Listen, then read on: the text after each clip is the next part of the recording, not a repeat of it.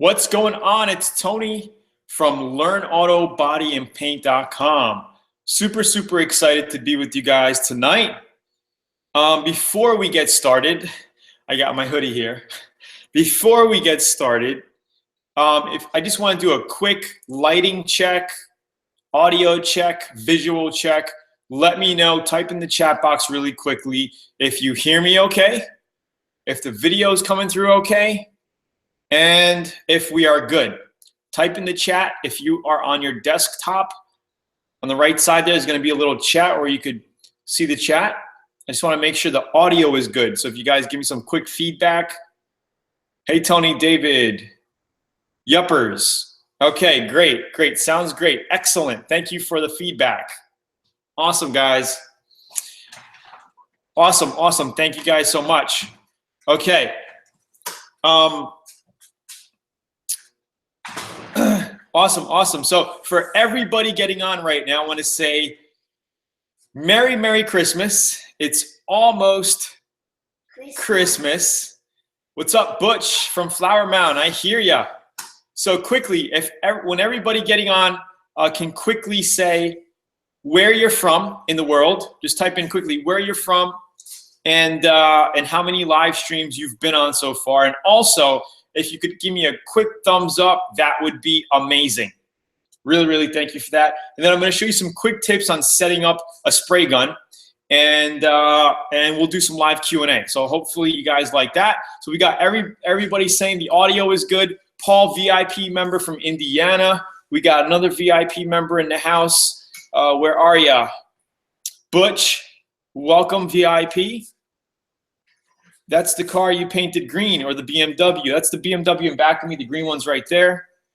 Hello, Tony from Clewiston, Florida, Virginia. First time live. Awesome. Merry Christmas. Wishes to your family. Georgia, 65. 10 live chats. Awesome. Thomasville, Georgia. Philly, my first one. Torrey, Texas. This is my first. Mississippi. Awesome. Thank you guys for getting on. Eric, VIP member at LearnAutoBodyAndPaint.com. Welcome to the show. Maya wants to quickly say hi. Hi. Look how cute she is in her little jacket. Frozen. Japanese one. Frozen with her little turtle that she loves and sleeps with every night. VIP, Steven Garza. What's going on, brother? Okay, great. So, let's get started. Now, there are two kinds of spray guns. You got the old school, which looks like this, all right? And this is called a siphon feed spray gun, where you basically put the paint in the cup over here, okay? And it siphons up in here, and it goes through, and then your spray comes out. This is an old school Binks. My dad, used to spray with this 25, 30 years ago. And sometimes I use it. I don't use it much anymore, but sometimes I use it. It's good for spraying heavy duty primers. And if it's mostly good for spraying when you're going like this, not like this. Because once you go like this, it's hard to catch the fluid. If you're spraying a hood, just imagine if you're spraying a hood like this, right? And you got your inlet for your paint here. I'm going to open that up and show you for a second. Okay. Sometimes you miss the paint, and it is bent, okay, to catch. So if you're on an angle like this, right, it tries to catch it, but it's still, even if you have a quarter, it's quarter full with paint, it still starts spitting out when you're spraying a hood like this, like, so it's really not great. Okay. So that's the first style of gun. All right, old school. They still sell them, and some people still use them. All right. What's up, New Jersey in the house? Tony, you're a great dad. Thank you so much. And here we have a small little air regulator, and you're gonna notice that it doesn't have a gauge on it. Okay, like this one here. I had another one. Do you see another gauge laying around? No, I don't have. This is just a air filter. But anyway, a lot of pros painting, they can tell how much pressure is coming out by hearing it, number one, and also by checking the spray pattern, see how it's spraying out. You can see the speed and how it's spraying out. Too dry or too you know, not enough pressure or too much pressure. You can basically tell. So some of the old school guys, you basically just see how it's spraying, you adjust it here, and you go for broke, right? But you can, if you want to, you could take this off, right? Absolutely. And you could put a regular regulator on with your gauge so you can see how much air pressure. And I think it's a little bit more important when you're spraying your base coat and your clear coat to use your gauge than primer, okay? Yeah, it's basically an air pressure regulator. So this is what it looks like. Some of the new guns, if you're spending a lot, $800-900 the Satas, they basically got the digital gauge in the gun, in the handle. Like one of my older Sata RPs, you can see the digital gauge built in right into the handle here, which is nice because it eliminates it. All you got to do is put a water filter and then your nozzle. And this is a water filter right here. Okay. So there's different types of water filters here. You just push the button, the water will come right out. And this is pretty cool. It lasts a long time. Okay, or you can get the cheap $4 water filters, which I use because they're light. You throw them out, you get a new one, no problem, right? All right, so this second style of gun, which I'm holding in my hand here, is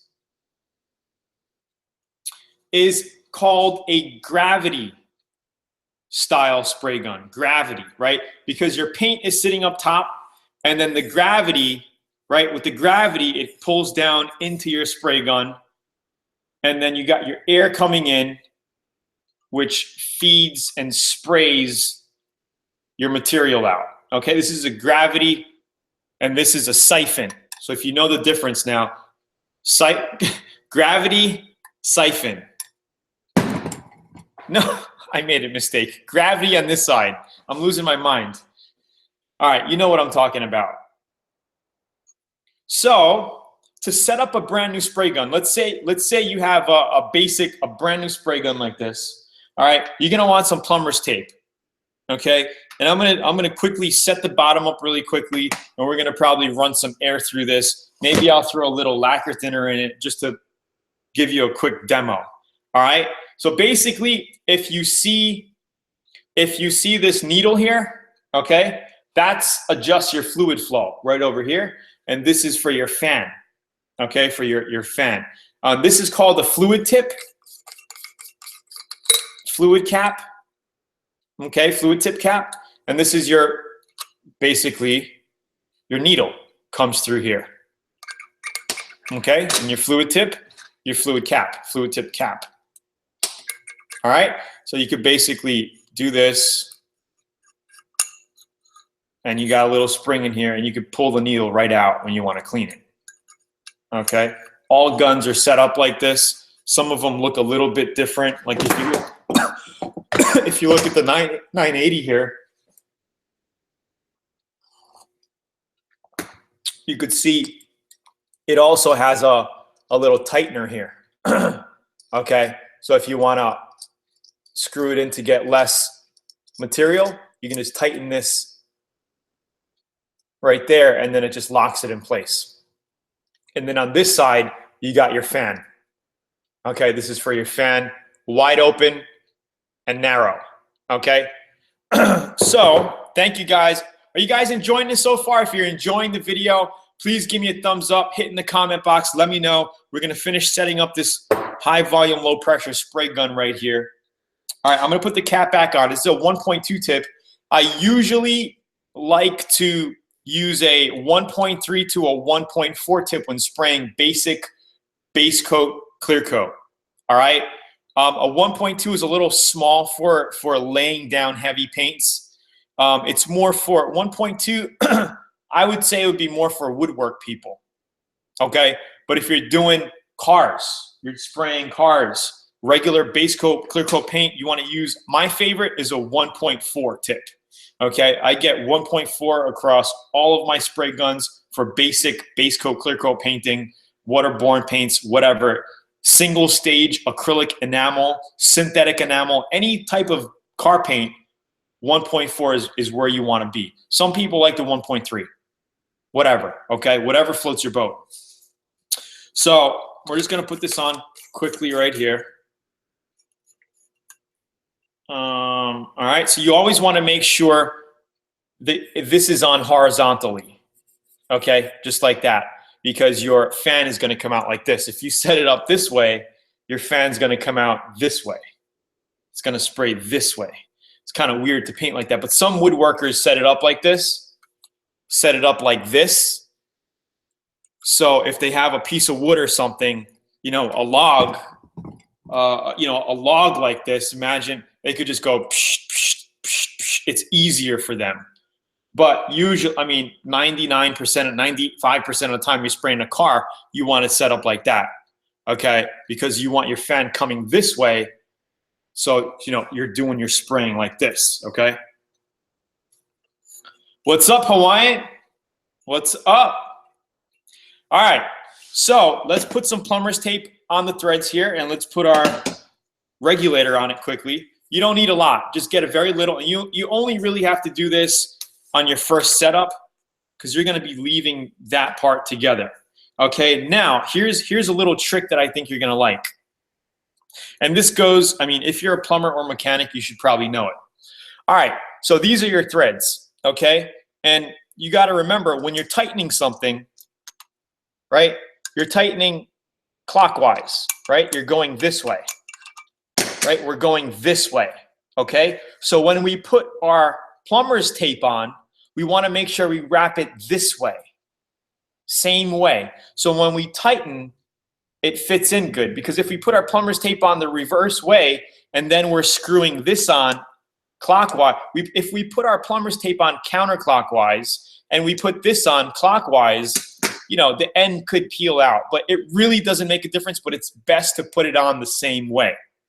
All right, so let's go ahead, let's grab my plumber's tape and I'm going to put it on. That's interesting looking tape. And I'm going to put it on clockwise. So I want to make sure it's like this.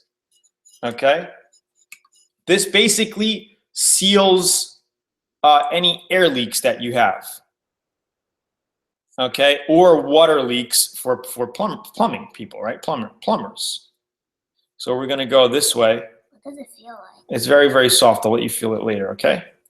Okay, so you go clockwise like this. All right, it's on. And sometimes you're gonna get it like that. You're like, oh crap, right? So all I do is just push it, just go like this. Just get it out of the way, like that. Right? Now,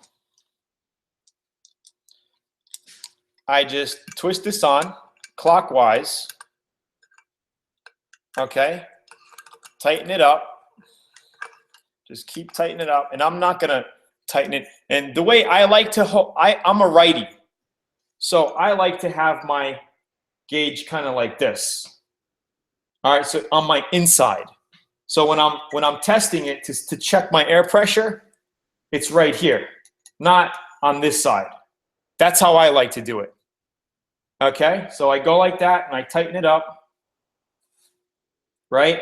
And when I'm checking it, I actually hold the gun like this, check the air pressure, and you can adjust it like this as well. Okay. Plus, when you're painting and you want to check your pressure really quickly, you just got to go, boop, there it is. You know, psh, there it is, right there. Okay. So same thing. We got this tight. You're gonna want to make sure this is basically your air pressure regulator as well. At the bottom of all of your guns, you'll have this. Okay. Well, most guns. Not all guns will have it. Some will just be wide open. Okay, this one has it basically open or closed. All right, it regulates the air. Sata doesn't have it. You basically, because you have your digital gauge in here. All right, you're gonna want to do the same thing, same exact thing to this thread here, down here, to put your little adapter on it, your 1/4-inch adapter. All right, I don't have a loose one on me now. Shit, I'm gonna have to take this one apart. What do I do? I got to go get the wrench. Maya, can you entertain them?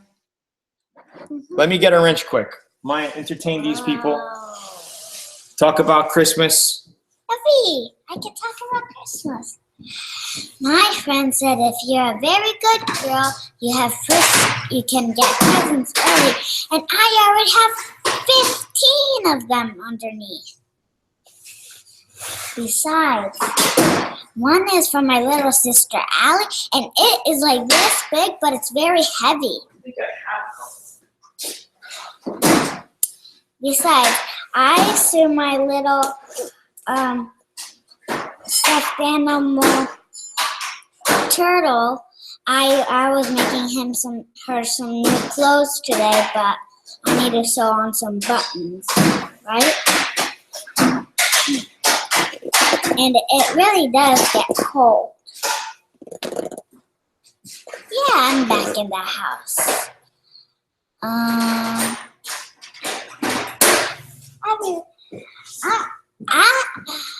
Last time my dad made a little video. Okay, I came prepared. Okay. I had a whole tray of them. I totally forgot. Can All I right. finish So I got my coupling here. Sorry. Sorry. Okay. What was I at? What I want for Christmas? I want a microscope so I could see my blood cells. And I was thinking for Hatchimals, but my dad said, why don't you wish it after Christmas? Because the price might get up to $200 to $50. So that's what I'm going to do. Besides, last time my dad made a video, my dad Okay, let me talk now. I see some questions. Thank you, Maya. Thank you, Maya. Give Maya a big round of applause. Thank you, Maya. Thank you. Thank you. All right, so I saw a VIP member question quickly. Tony, the word came with 2 tips. They're 1.2, 1.4. The tips are not labeled. They are labeled if you look inside the tip. You open your cap up. You should see like a 1.2 on it right over here. Or a 1.4, whatever you ordered. All right, so double check that. If not, it should also be on the stem of your needle.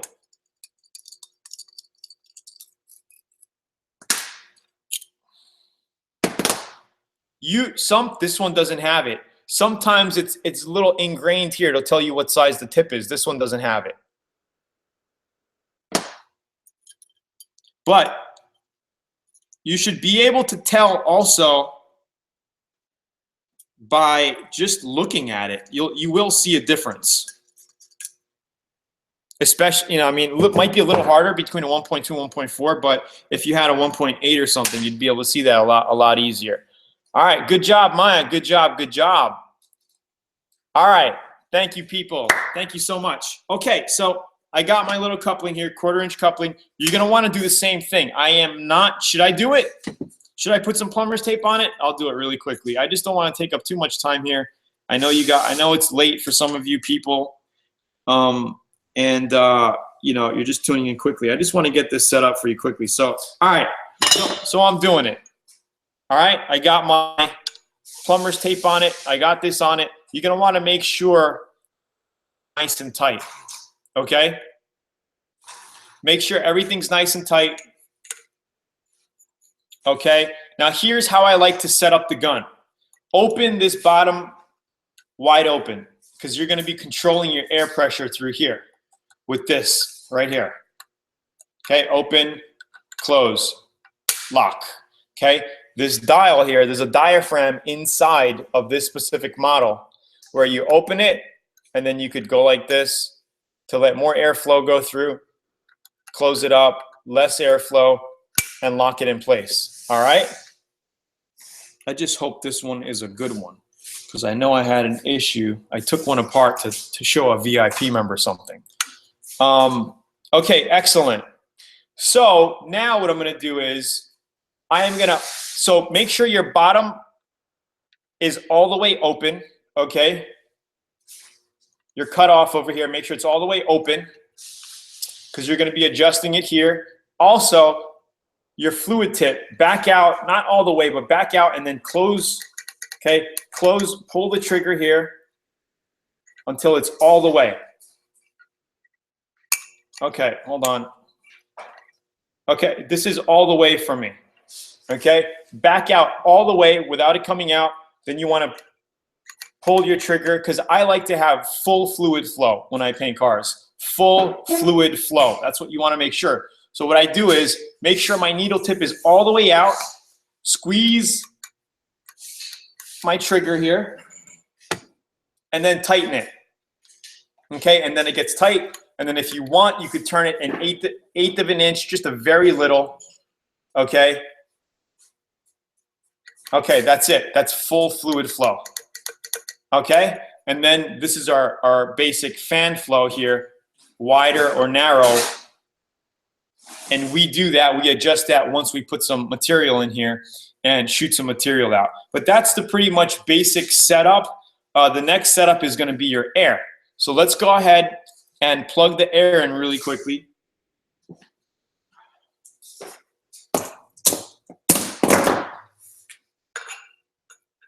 Okay. Whew, a lot of air. Okay, so not right now, right? So I got 85 pounds coming out of my compressor over there. It always has at least 85 pounds coming out of the regulator from the tank. All right, so I got, and on this over here, it shows about 75. So we lost about 10 pounds of pressure from this 25 feet of hose, 50 feet of hose that you see right here. Is it? Oh, this is a 50 footer. Okay. So how you set this is you want to pull the trigger, and I'm going to shut off the air compressor now so it doesn't turn on, because we have more than enough air to do this test. So I'm going to go ahead and shut the air compressor so it doesn't turn on if we keep playing with this air here. 1 second. Yeah. I want to build a box around it to reduce noise. Okay. So if you guys are liking this, if you're just getting on, if you're liking this, hit the like button really quickly right now. I'd really appreciate it. And also, if you want, share it with friends and family. Okay, so here's what we're doing. We're going to start closing this off.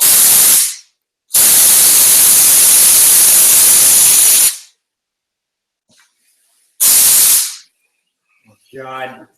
What? Where is my other regulator? What's wrong? Yeah, this is the one that I took apart. It's missing a piece. Missing a piece? Yeah. What piece? No, it's missing a piece inside my regulator here. Hold on. Maybe you put it.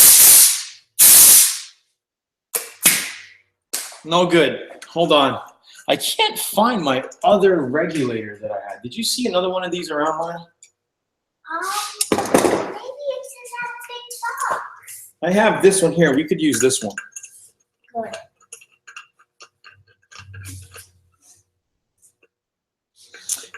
Stuff like this has to happen on video. That's what happens when you go live like this, right? And I couldn't find my original one, but I do have another one. No, it's not clean or anything. It's basically, it's brand new, but I had it apart because I had to show somebody something. Okay, so we have this one on here.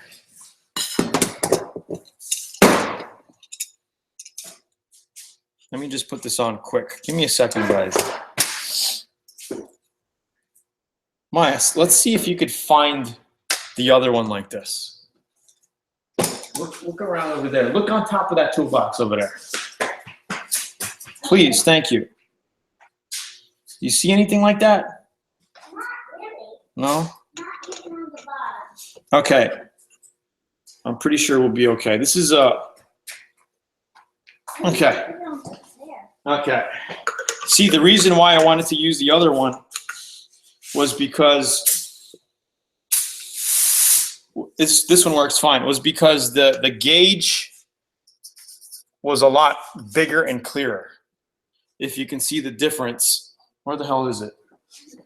This one has the green bar on it. It looks really good, but this is a jacked up one.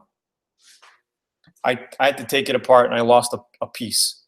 but hopefully you can see this. So anyway, we still got 80 pounds.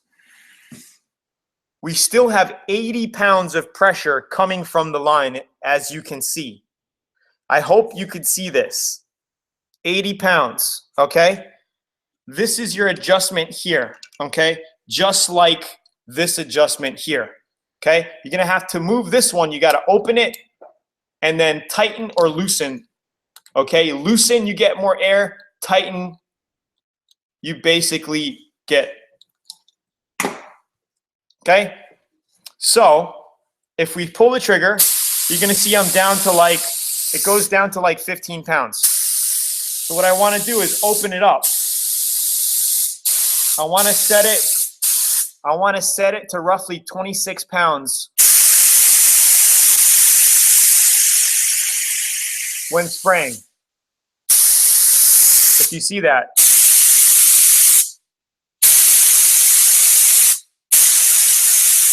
Okay, that's how you set up your spray gun. So now it shows 80 pounds, but when you spray, it comes down to 26, 27 pounds. Okay, perfect for base coat. So that's how you set it up. You set it up by adjusting your valve here, okay, while you're pulling the trigger. So look, I can cut it down more, right? I can open it up more. Too much, too much. You want to cut it down. You want to cut it down to 26, 27 PSI for base coat or single stage enamel. And you want to bring it up a little bit more for clear coat. I like to bring it up to about 29 to 30 PSI. All right, when spraying clear coat over here, okay? Sometimes when you get your spray gun, it's gonna say, set it to 10 pounds of pressure. And you're like, what the hell? What do you mean 10 pounds of pressure? Tony says, set it to 27 to 29 PSI, right? Well, they're talking about, I don't know why they do this, but the manufacturers talk about something called cap pressure. And it's a totally different measurement. It's like, you know, standard American versus metric. Think about it that way. But they have a special way of testing it inside the cup. It's called cap pressure, okay? But when you're setting it this way, okay, it has to be around 27 to 29 PSI. You know, it depends, because sometimes your mixture of paint's going to be a little thin, a little thick. So it goes from 26, 27, 28, 29 PSI in that area when you're painting. Again, I like to use 26, 27 for base coat, 28, 29 with clear coat. Okay, if you're doing single stage enamel and the paint is a little thicker, you may have to basically lower it down a little bit to get more paint on it. Like thick, because you're spraying it thick, right?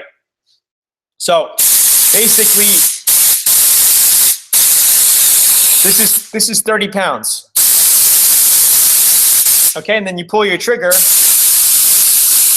and that's where your material comes out. So that's basically a quick setup on a spray gun, and then basically we would do our fluid, right? So I don't know if I should put some lacquer thinner in here quick and just kind of show you. I don't want to spray so much shit all over the place, but maybe we'll just do a little bit of lacquer thinner quickly. What's lacquer thinner gonna do? It just stinks a little bit. Well, what is it gonna do? It's not going to do anything. Hold on, guys. Maybe. Yeah. Just go in the office quick. As you wish. I'll be done in 2 minutes. You wish. Okay, so I'm going to lower the pressure down a little bit.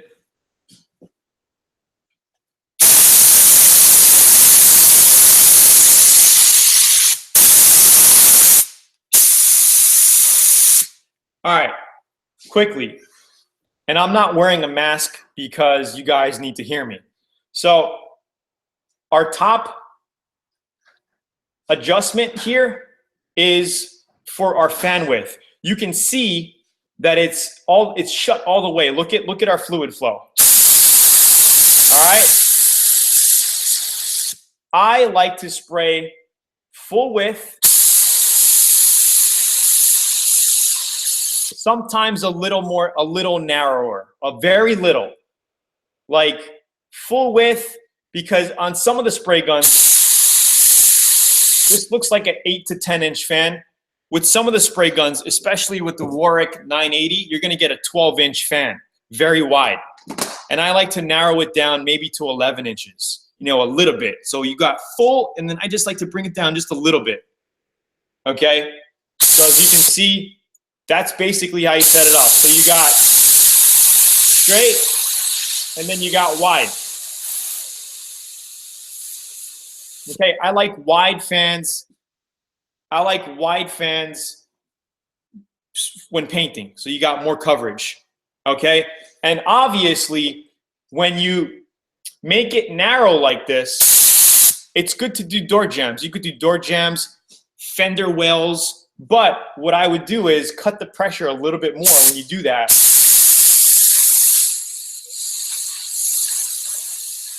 Something like that. Because it's gonna come out, you're compressing the same amount of pressure into a narrower fan, so you're gonna get more pressure coming out. So when you do that, cut it down a very, very little bit, so you don't just get a glob of paint on that area there, on the fender well, or wherever you're trying to get, hard to get places. So you can just go like this and get inside the fender well to get your coverage, right? So that's basically pretty much it. But overall painting, I like to use a full open fan. You guys liking this so far? Give me some feedback. Great. Excellent, excellent, excellent. All right, so give me some thumbs up if you guys are liking the show so far. I hope you learned a lot. That's pretty much the basics of setting up your spray gun. Pretty easy. All right. So here's a free auto body manual for you first timers, a DIY auto body manual. Check that out. You might like that. And we'll just open it up for Q&A for about 5 minutes, and I got to go. All right. So it's usually a half-hour show every Thursday night at 8 p.m. Central. So I'm going back in my office now. And we'll do some Q&A for about 5 to 7 minute Q&A. And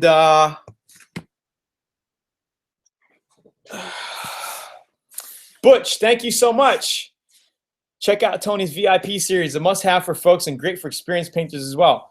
The things he shows you is unbelievable. Thank you so much, Butch. I appreciate it.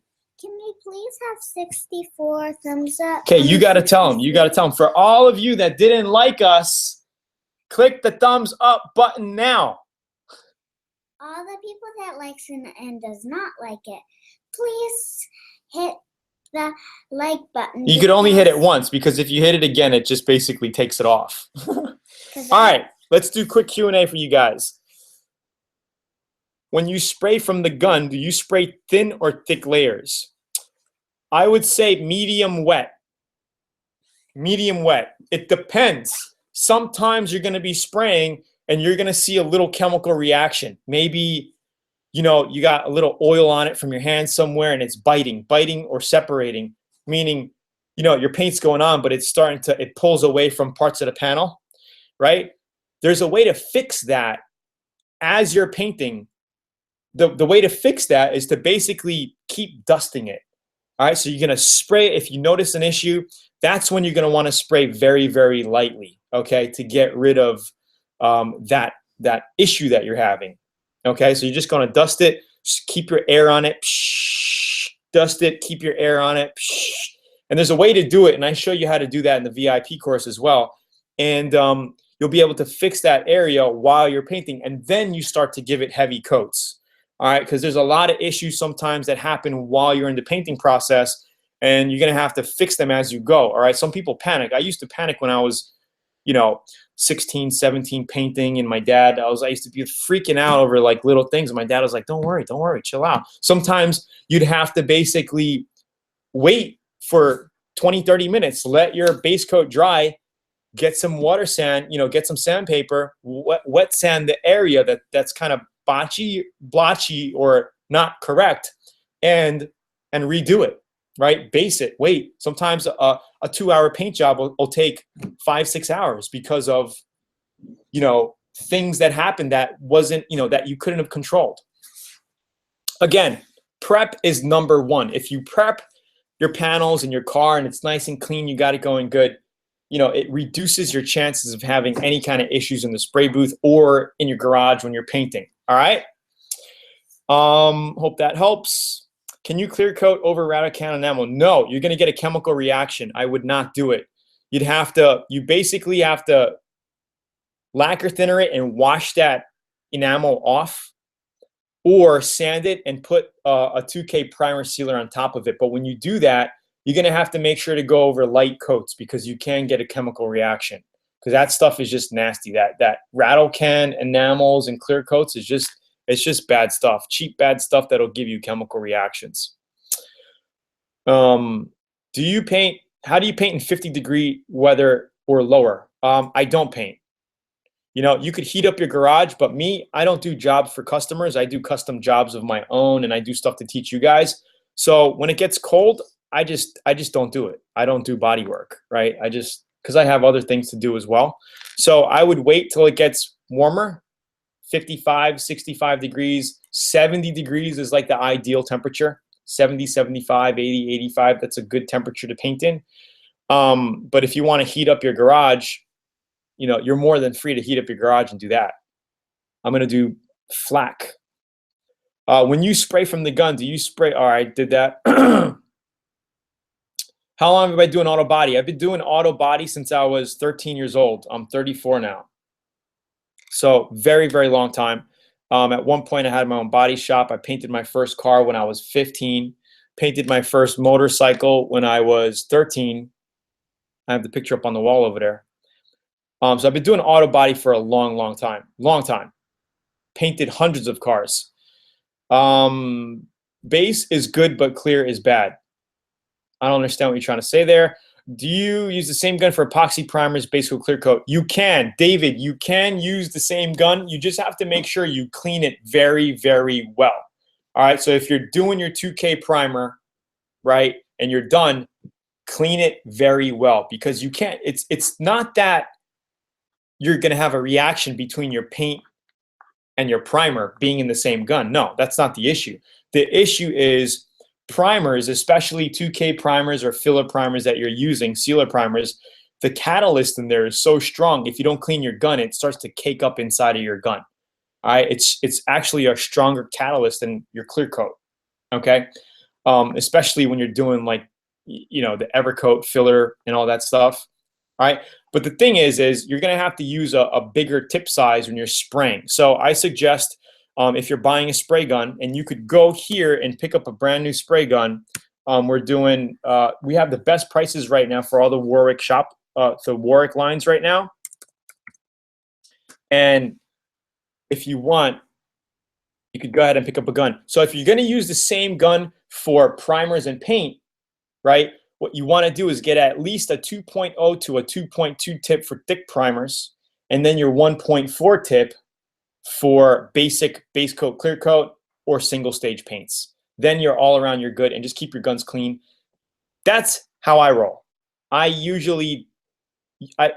Most of my career, I used one gun for everything.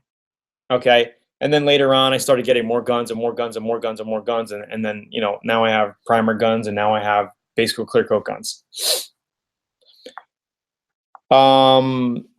Yeah, you could find the heated booth to rent as well. Hank said find the heated booth to rent. For all you guys out there, I totally slipped my mind there. You could rent the spray booth if you want to. You know, go check out your auto body area in town. You know, go down there. What's up, Mike Morales, VIP member from Arizona? You know, you could rent the spray booth for maybe $100 nowadays. $100, $150. It depends on the people. Got the small Warwick gun, love it, but made it better by finding an 8-ounce cup. Yes, absolutely. A bigger cup always helps. Yes, catalyst is the hardener. Activator is hardener. What's good? What's a good gun that lays primer, base, and clear that's not expensive? I want to paint my engine bay. check out the store right over here. These are the same guns that I use for all of my projects. The 980 HE spray gun there, I use 980 HE. I sprayed Mercedes. Even with the 904, I sprayed Mercedes. I spray everything with these guns at the shop there. Check it out. We have the best prices on the internet. I just ordered an inflatable paint booth. Awesome. How much did you pay for that? Your 904 HE came with a 1.4. Yeah, so 1.4 tip is what you want to use for all of your painting. What's a good gun that lays primer? I said that. All right, so is that it as far as questions, Q&A? I'll take one more question.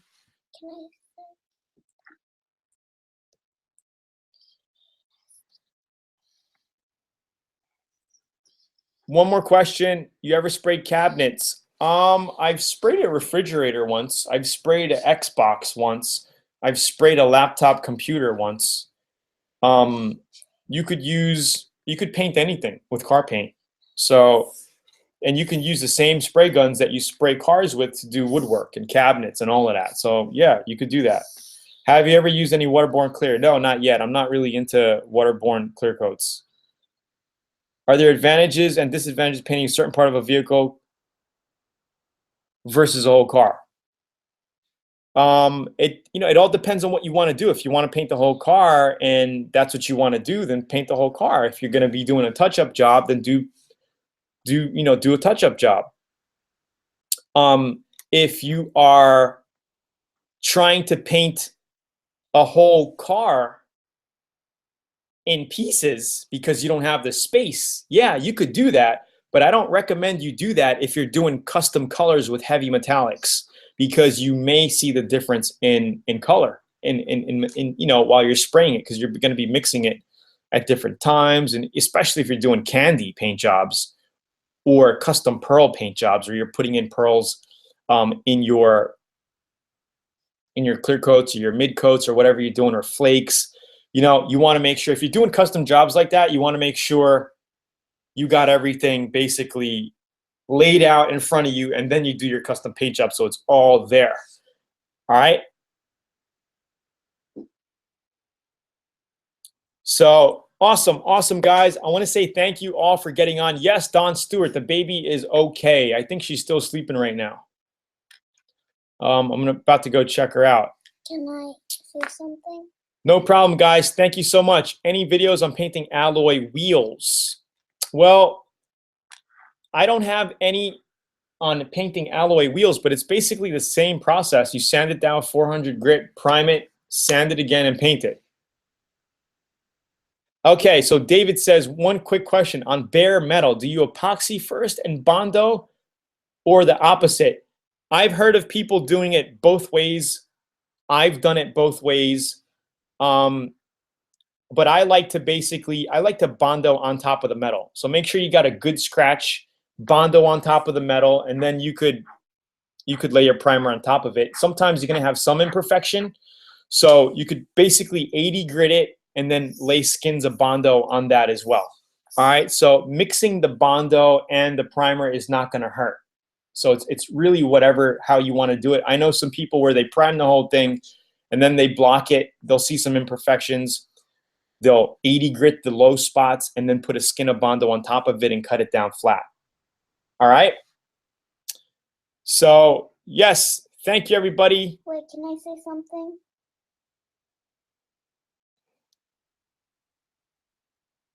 Oh, look, 0 people said it's bad. Thank you so much. Butch, thank you so much. Mohammed, Anthony, Butch again, thank you so much. David, Portugal, all you guys, thank you. Have a great night. Maya wants to say goodnight, and Merry Christmas to you and to your family, all of you. I hope you guys have a very, very Merry Christmas and a New Year, because I will be, the next time I see you, it's going to be past Christmas, and it's going to be, what day is it going to be? It's going to be the 29th. It's almost going to be New Year's. So I will see you on the 29th next week. Last time my dad went on the YouTube live, my dad said that some people said, where am I? So I'm like, oh, I'm the star now. Oh, God.